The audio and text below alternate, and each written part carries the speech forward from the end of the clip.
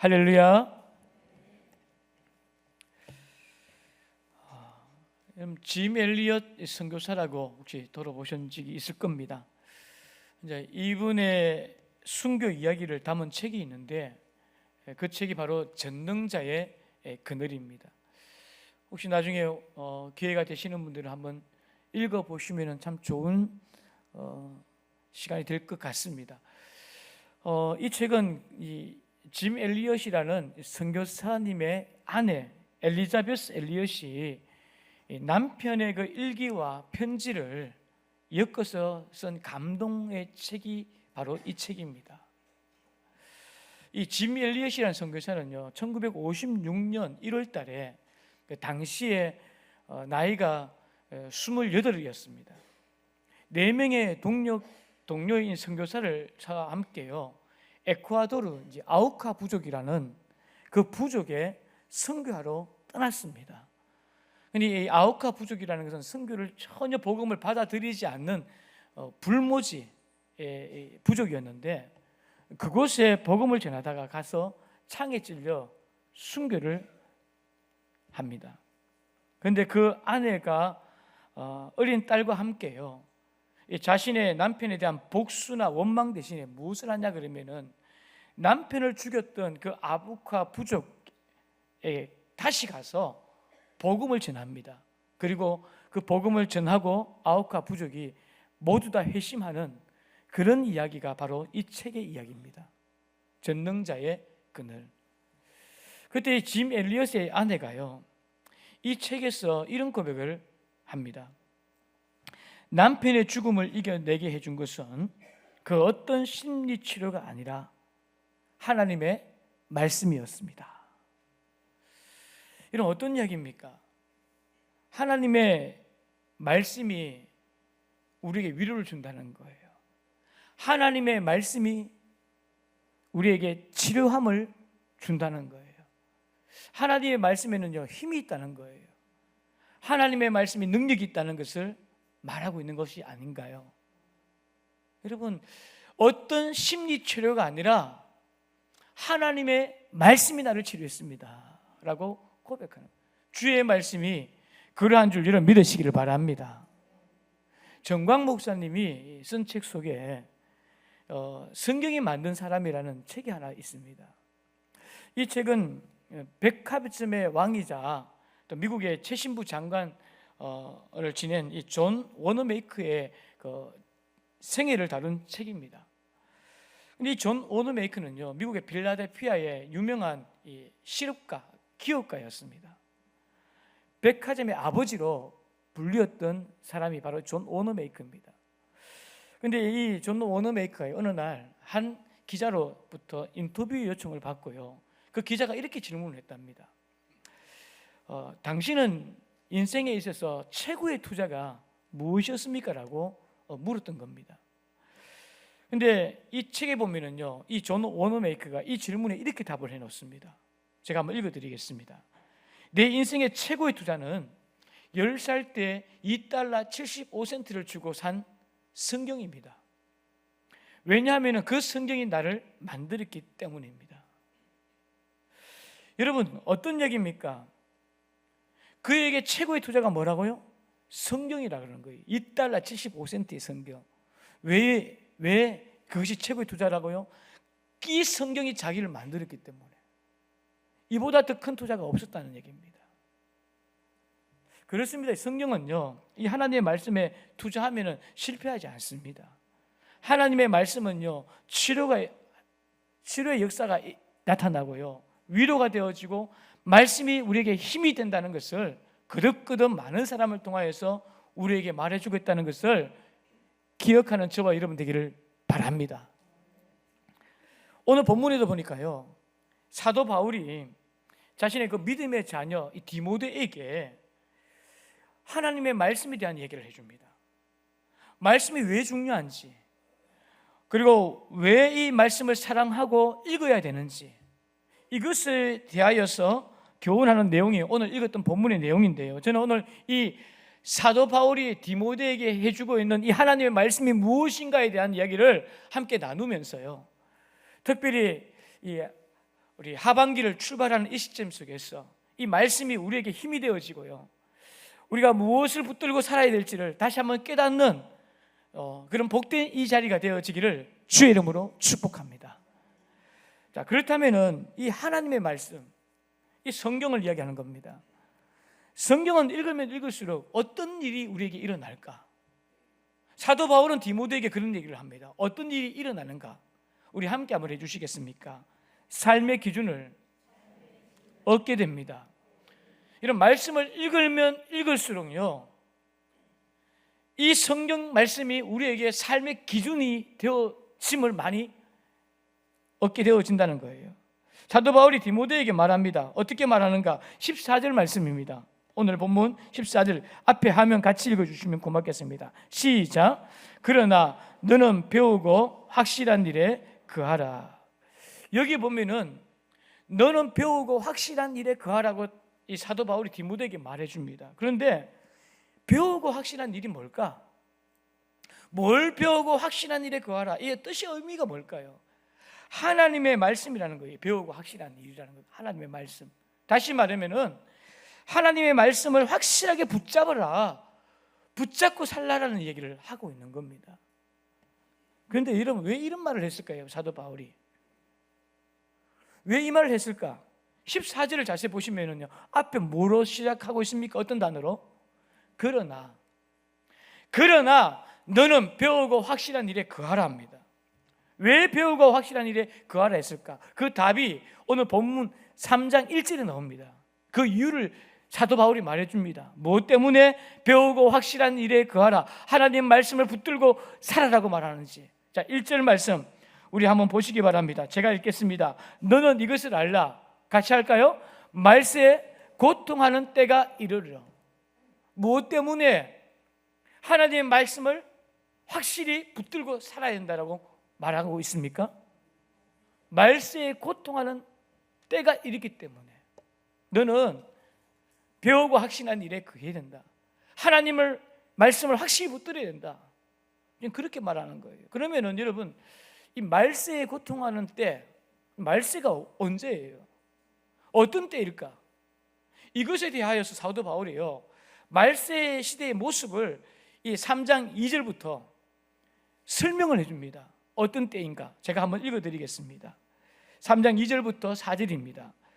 사람들이 자기를 사랑하며 돈을 사랑하며 자랑하며 교만하며 비방하며 부모를 거역하며 감사하지 아니하며 거룩하지 아니하며 3절입니다. 무정하며 원통을 함을 풀지 아니하며 모함하며 절제하지 못하며 사나우며 선한 것을 좋아하지 아니하며 4절입니다.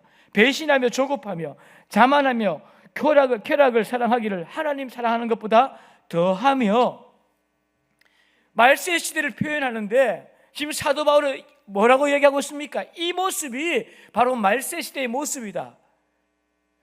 이러한 때가 온다는 거예요. 그래서 뭐라고 얘기합니까? 너는 하나님의 말씀에 확실히 붙들고 살아야 된다. 배우고 확실한 일에 거하라고 말하는 겁니다. 말씀의 선명한 기준 위에 서 있어야 한다. 그렇지 않으면은 흔들릴 수밖에 없고 무너질 수밖에 없다는 이 당부를요, 아들 디모데에게 해주고 있다는 겁니다. 여러분, 지금 이 시대가 어떤 시대 같습니까? 말세 시대 같지 않습니까?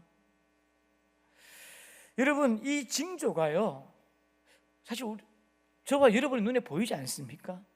자기를 사랑하고요, 돈을 사랑하고 자랑하고 교만하고 비방하기를 좋아하고 부모를 거역하기를, 배신하고 조급하고 쾌락을 사랑하기를 하나님보다 더 사랑하는 모습이 보입니까, 사람들이?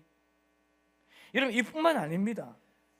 마태복음 24장 7절 말씀 보면은요, 24장을 보면은 종말 시대, 말세 시대의 그 모습을 묘사해 놨습니다. 어떤 묘사를 해놨는지 제가 읽어드릴게요. 보시면 민족이 민족을, 나라가 나라를 대적하여 일어나겠고 곳곳에 기근과 지진이 있으리니 이 모든 것은 재난의 시작이니라. 그때 사람들이 너희를 환난에 넘겨주겠으며 너희를 죽이리니 너희가 내 이름 때문에 모든 민족에게 미움을 받으리라. 그때 많은 사람들이 실족하게 되며 서로 잡아주고 서로 미워하겠으며 거짓 선지자가 많이 일어나 많은 사람을 미혹하겠으며. 일부만 제가 읽어드렸는데요, 이게 말세 시대의 모습이라고 예수님은 묘사해 주셨습니다. 여러분 어떻습니까? 민족이 민족을 대적합니까? 이게 무엇일까요? 전쟁이 일어난다는 거예요. 여기 보면 기근과 지진이 일어나겠고, 여러분 요즘 지진 때문에 굉장히 시끄럽지 않습니까? 일본에 지진이 어떤 지진이 일어난다고 연일 방송하고 있는 것 같아요. 기근의 모습도 너무 잘 보이는 것 같고, 유독 요즘 전쟁도 많이 터지는 것 같아요. 뿐만 아니라 거짓 선지자들이 나타나 미혹하는 그 이야기를 예수님이 하셨는데요, 과천만 해도 지금 어떻습니까? 신천지 때문에 몸살을 앓고 있습니다.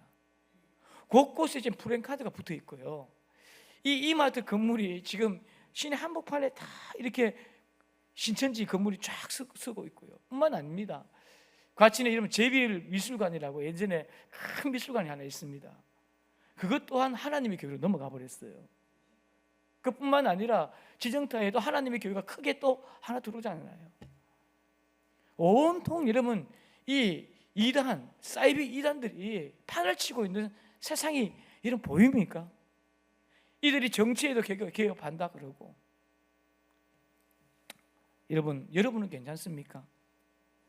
바울은 이런 시대에 흔들리지 않기 위해서 자기의 믿음의 아들 디모데에게 지금 뭐라고 말하고 있는 것입니까? 삶의 기준인 하나님의 말씀을 확실히 붙들라고 말합니다. 이거를 붙들어야 된다, 지금 그렇게 권고하고 있는 겁니다. 여러분 군대에 가시면은요, 제일 먼저 하는 게 뭔지 아세요? 여러분 군대를 안 가신 분들이 더 많네요. 군에 가면은요, 제일 먼저 하는 게 있습니다. 그게 뭐냐면은 줄을 세워요.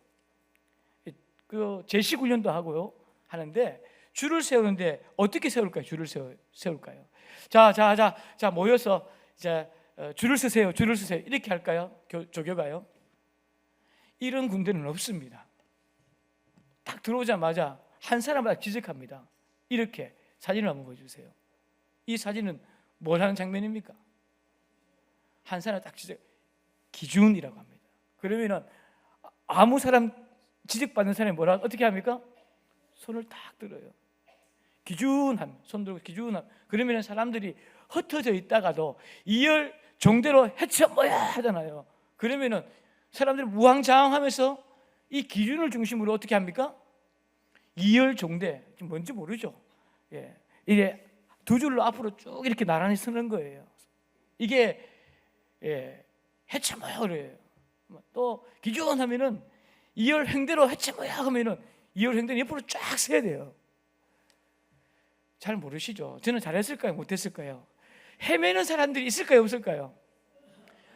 그냥 놔둬도 헤매는데요, 기준을 했는데도 불구하고 헤매요. 그냥 종대가 뭔지 횡대가 뭔지.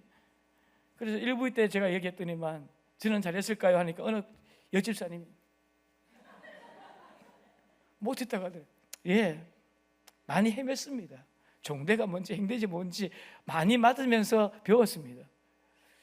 여러분 그래서요, 기준이 없다면은요 어떻게 되었겠습니까? 사람들이 어느 줄에 서야 할지 우왕좌왕 헤맵니다. 그래서 항상 먼저 기준을 잡습니다. 기준이 어디인지 알면은요 어디로 가야 할지 알게 되어지고요, 어떻게 해야 될지를 알게 되어진다는 겁니다. 우리의 삶도 마찬가지입니다. 어디로 가야 할지 모르고 어떻게 해야 할지 모를 때는요, 삶의 기준인 말씀을 붙들면은요 흔들리지 않습니다. 무너지지 않는다는 거예요.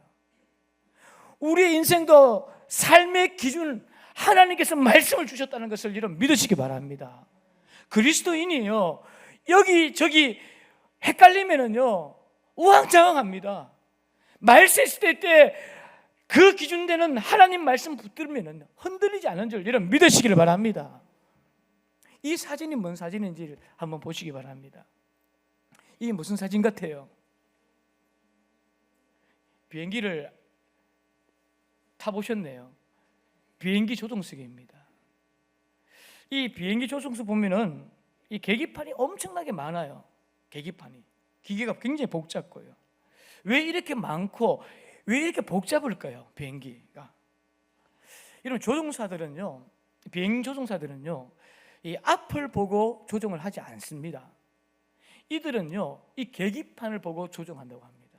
왜냐하면은 이런 비행기를 딱 타고 올라가면은 하늘에 딱 올라가면은 앞에 보이는 게 뭘가 보입니까? 구름밖에 안 보여요. 근데 어디로 가야 될지 어떻게 알아요? 우리가 자동차 운전을 하면은 뭘 봐야 됩니까? 여러분 계기판을 봅니까? 앞을 봅니까? 운전을 해보셨네요. 운전하면 앞을 봐야죠. 근데 비행기는 다르답니다. 비행기는 아무것도 안 보여요. 때로는요, 이게 하늘인지 땅인지 구분이 안 된대요. 이 착시 현상이 그렇게 온답니다. 특별히 바다를 지나갈 때 이 착시 현상은 더 심해진답니다. 왜? 바다 색깔이 뭡니까? 파랗고요. 하늘 색깔도 파라니까 이게 하늘에 떠 있는지 바다로 내려가는지를 구분이 안 된답니다.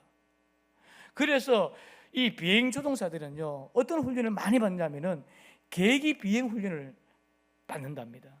이 계기 비행 훈련이 뭐냐면은 자기 느낌을, 자기의 경험을 믿지 말라는 거예요. 뭐만 믿으라는 거예요? 뭐만 보라는 거예요? 계기판만 보는 훈련을 시킨대요. 그 어떤 상황이든 간에 밤 되면은요, 더 이게 하늘인지 땅인지 구분 안 되잖아요. 어디로 가는지 아무것도 안 보이니까 뭐만 볼까요? 조종판, 이 계기판만 보는 거예요. 그래서 이 계기 비행이 핵심이 뭐냐면은요, 조종사 훈련의 핵심이 뭐냐면은 너 느낌 버리고 계기판을 보라는 거예요. 너의 생각, 다른 사람들이 다른 비행기가 저리 가더라도 너는 뭐만 보라는 거예요? 계기판만 보라는 거예요. 그것을 믿으라는 거예요. 남들이 무슨 말을 하고 다 그리 가더라도 우리 인생도 마찬가지입니다. 우리가 아무리 내가 보기에 괜찮아 보여도요, 내 양심에 끄리낌이 없어 보여도 주변 사람들이 다 그렇게 살아도요, 우리 느낌이 아니라, 우리의 판단이 아니라, 우리의 생각이 아니라 오직 삶의 계기판이요, 우리 하나님 말씀 보고 믿고 살 때 삶이 흔들리지 않는다는 거예요. 우리가 실수하는 게 뭐냐면은 너무 우리 눈에 보이는 것을 너무 따라가요. 그러다 보니까 이 말세 시대에 흔들릴 수밖에 없어요. 어디로 가야 할지 모른다는 거예요. 저와 여러분의 인생의 계기판은 하나님의 말씀인 줄 믿으시기 바랍니다. 팀 켈러가 쓴 내가 만든 신이라는 책이 있습니다. 이 책에 이런 얘기가 나옵니다. 하나님의 말씀은 이 흔들리는 시대 속에 절대적인 기준이다. 그러면서 이런 말을 합니다. 우리의 마음은 우상을 만드는 공장이다. 그 공장을 멈추는 유일한 방법은 하나님의 말씀에 나를 굴복시키는 것이다. 여러분, 내가 만드는 허상이 너무 많아요. 생각이 너무 많아요. 이것이 맞다라고 믿고 사는 것들이 있습니다. 내 경험을 너무 많이 믿어요. 그런데 이것을 멈추기 위해서 할 수 있는 유일한 방법은요, 하나님의 말씀 앞에 나아가는 거예요. 종교개혁자 루트를 아실 겁니다.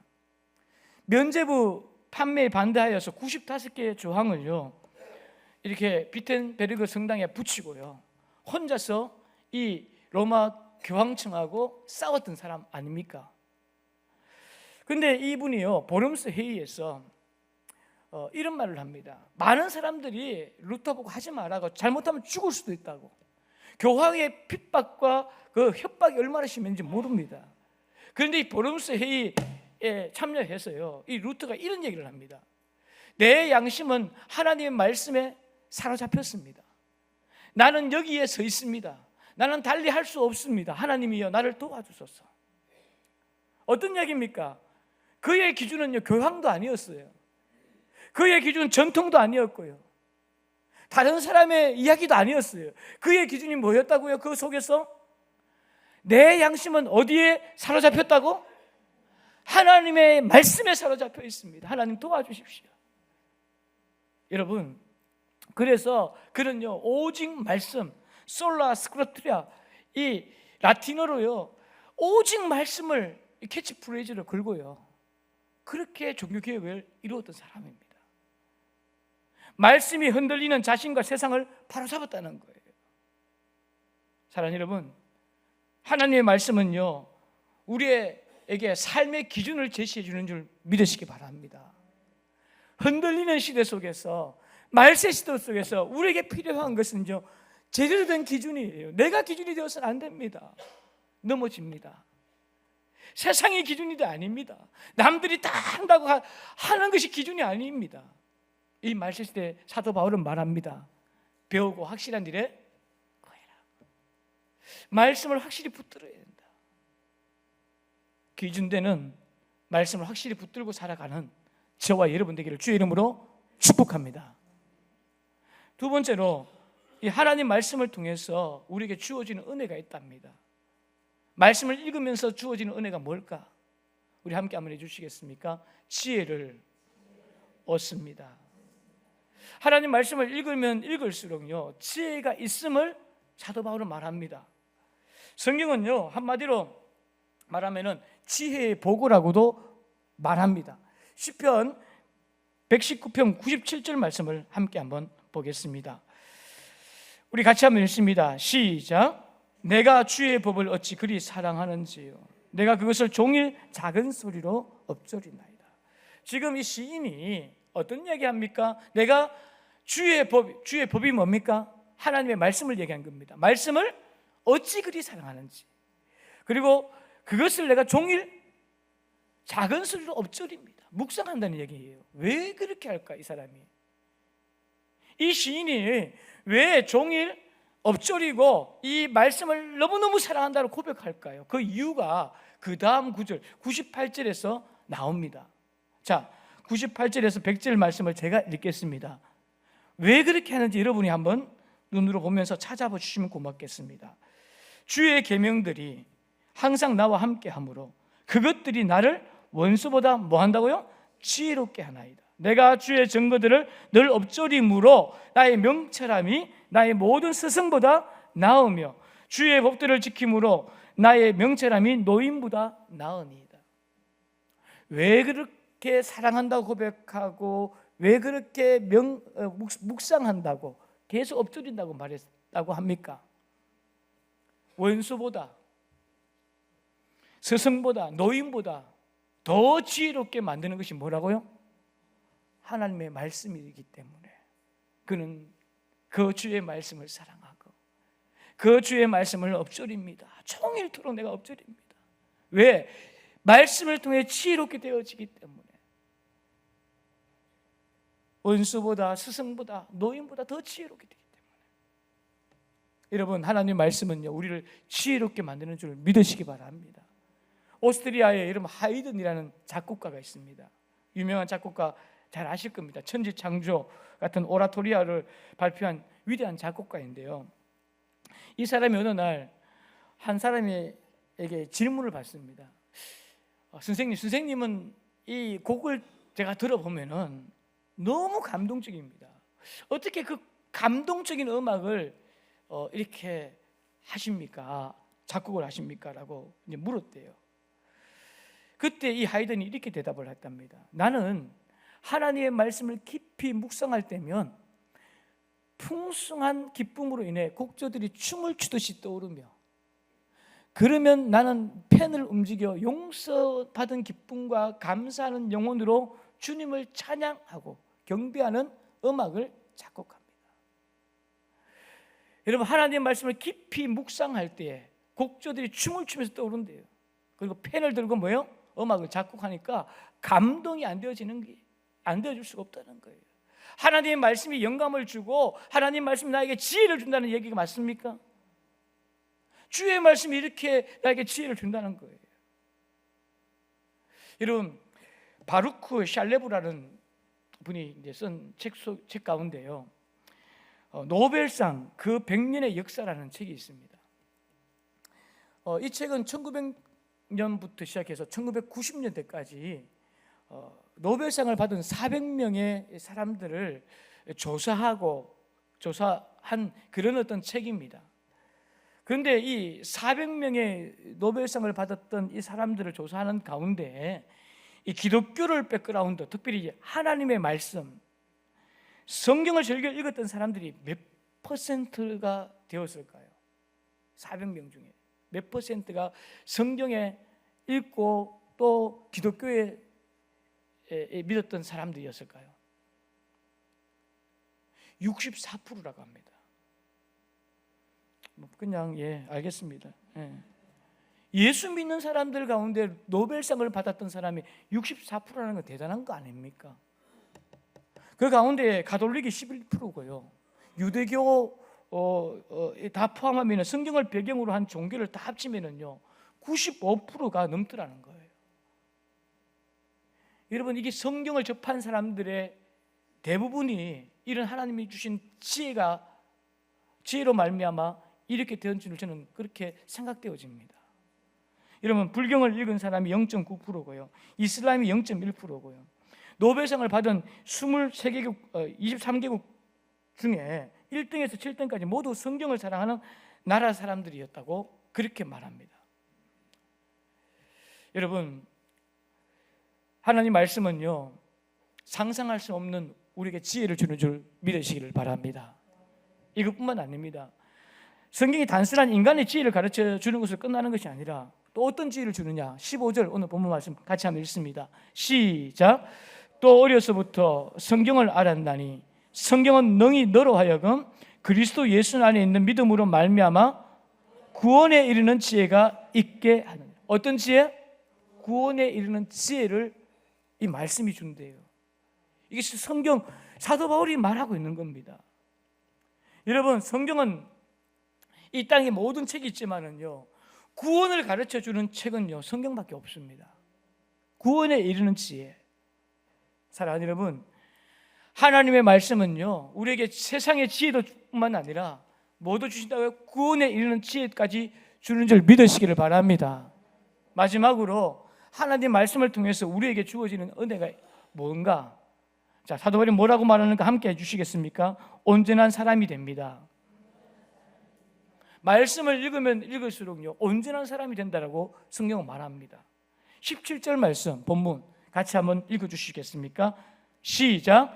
이는 하나님의 사람으로 온전하게 하며 모든 선한 일을 행할 능력을 갖추게 하려 함이라. 하나님의 사람을 어떻게 한다고 합니까? 하나님의 말씀이 온전하게 하며, 온전하게 하며. 여러분, 이 온전하게라는 뜻이 뭐냐면 완전한, 충분한, 부족함이 없는 그런 하나님의 사람으로 만들어내는 게 뭐라고요? 주의 말씀인 줄 믿습니다. 그러면서 이 사도 바울은요 성경이 어떻게 온전한 사람을 만드는가에 대한 얘기도 해줍니다. 16절 말씀 그 앞구절 보면은요 성경이 하나님의 사람으로 만드는 이 과정을 설명해 주고 있어요. 어떻게 해서 만들어지는가? 자, 16절입니다. 제가 읽겠습니다. 모든 성경은 하나님의 무엇으로? 감동으로 된 것으로 교훈과 책망과 바르게 함과 의로 교육하기에 유익하니. 무슨 얘기냐면은 하나님의 말씀을 통하여서 교훈을 받고 바르게 또 고치고 그리고 책망을 받고 바르게 하고 의로 교육하여서 온전한 자리까지 이렇게 나아가는 과정을 겪으면서 하나님의 사람으로 되어진다는 얘기를 하고 있는 겁니다. 교훈과 책망과 바르게 함과 의로 교육하면서 하나님의 사람으로 온전케 되어지며. 여러분, 교훈이 뭡니까? 신앙으로 올바로 가르치고 이끄는 것이 교훈이라고 합니다. 책망이 뭡니까? 하나님의 말씀을 읽다가 내가 잘못했구나, 하나님의 그 성령의 책망의 그 음성이 들리는 거예요. 그래서 우리는 바르게 합니다. 고쳐야 되겠구나. 그러면서 온전한 사람으로 의의 자리로 나아가는 거예요. 이게 반복되어지면서 말씀 읽고 말씀 읽다가 온전하게 되어진다는 거예요. 이게 하나님의 말씀입니다. 팀 켈러는요 또 이런 얘기를 합니다.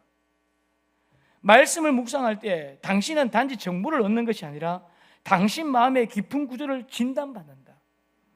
말씀을 통하여서 우리의 마음을 진단을 받는다는 거예요. 그리고 또 계속해서 이런 말을 합니다. 하나님의 말씀은 우리를 비추는 거울이다. 그리고 그 말씀 안에 복음이 담겨 있다. 복음은 우리가 우상을 끊고 하나님만을 진짜 주인으로 모시게 한다. 말씀이요, 우리의 삶을 바꾼다는 얘기입니다. 변화시킨다는 거예요. 이런 믿으시기 바랍니다. 이 한 이야기만 하고 말씀을 정리하려고 합니다. 이런 미국의 대통령 닉슨을 아실 겁니다. 닉슨 하면은 생각나는 사건이 있습니다. 워터게이트 사건이라고. 이 닉슨 대통령의 그 보좌관이 있었는데 찰스 콜슨이라고, 여러분 들어보셨을 겁니다. 뭐 최근에 러빙 갓이라는 뭐 책도 써서 베스트셀러로 올라오기도 하고 했는데요. 이분이 또 쓴 책 가운데요, 백악관에서 감옥까지라는 책이 있습니다. 이 책을 보면은요, 그가 워터게이트 사건으로 감옥에 수감된 얘기를 합니다. 그리고 수감되면서 한 친구가 자기에게 성경 한 권을 선물을 해줬다고 합니다. 그런데 그 성경 한 권을 감옥 속에서 읽고 예수님을 만나고, 그리고 자신의 삶이 완전하게 달라졌음을 말해주는 내용이 이 책입니다. 여러분, 이 책에서 이렇게 고백을 합니다. 제가 읽어드리겠습니다. 내 인생을 진짜 바꾼 것, 철창이 아니라 그 안에서 만난 하나님의 말씀이었다. 그의 고백이에요. 내 인생을 진짜 바꾼 건 철창이 아니라 그 안에서 만난 하나님의 말씀이었다. 그리고 그는 나왔어요. 수많은 사람들 앞에서 이렇게 고백을 했습니다. 말씀은 사람을 고치고 일으키고 온전하게 만든다. 그가 체험한 거예요. 여러분, 그렇습니다. 하나님 말씀을 읽을 때에 성경 우리에게 교훈을 주고요, 책망하고 바르게 하고 의로 교육해서 하나님의 온전한 사람으로 우리를 변화시켜 간다는 것을 믿으시기를 바랍니다. 말씀의 결론을 맺습니다. 여러분, 성경이라는 것은요, 어떤 책입니까? 세계 최고의 베스트셀러가 맞습니까? 이 베스트셀러라는 것은 제일 잘 팔린다는 거예요. 그런데 세계에서 가장 안 읽혀지는 책이 뭔지 아세요? 성경이에요. 제일 잘 팔리는데 제일 안 읽는 책도 성경이래요. 여러분, 제임스 패크라는 신학자가 이런 얘기를 했습니다. 내가 만일 사단이라면은 내가 최우선으로 할 행동은 사람들이 성경을 읽지 못하도록 하는 것이다. 자막을 한번 올려주시면 좋겠네요. 내가 만일 사단이라면 내가 최우선으로 할 행동은 사람들이 성경을 읽지 못하도록 하는 것이다. 왜 그럴까요? 성경을 읽으면은 지혜롭게 자라요. 삶의 기준이 세워지기 때문에. 성경을 읽으면은요, 지혜가 생기고, 성경을 읽으면은 구원을 이루는 자리에 이르게 되어지고, 성경을 읽으면 사람이 변해요.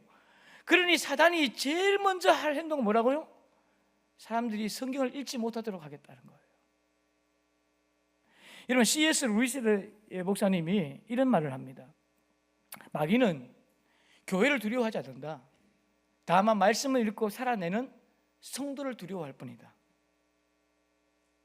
이 얘기 많은 메시지가 담겨 있는 것 같아요. 저는 이 구절을 보면서 좀 공감이 참 많이 되어져요. 마귀는요, 교회를 두려워하지 않아요.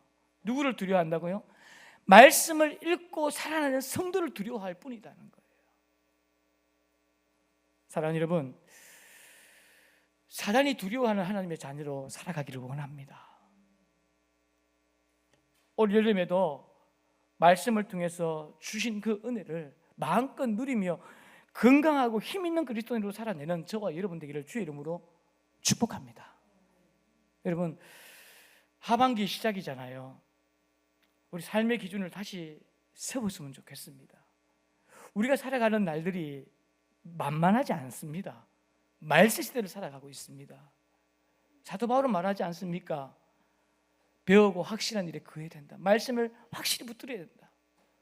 이 하반기 시작하면서 말씀이 저와 여러분 삶의 기준이 되기를 바랍니다. 인생의 계기판을만 보고 살아가기를 결단하는 자리가 되기를 바랍니다. 그리고 이 말씀을 통하여서 지혜를 얻고요, 구원에 이르는 자리에 서고 우리 인생을 하나씩 하나씩 하나님의 말씀을 통하여 치유함도 받고 회복함도 얻고 그래야 변화되어서 하나님의 삶으로 온전하게 세워지는 이 하반기의 모든 시간들이 되기를 주의 이름으로 축복합니다.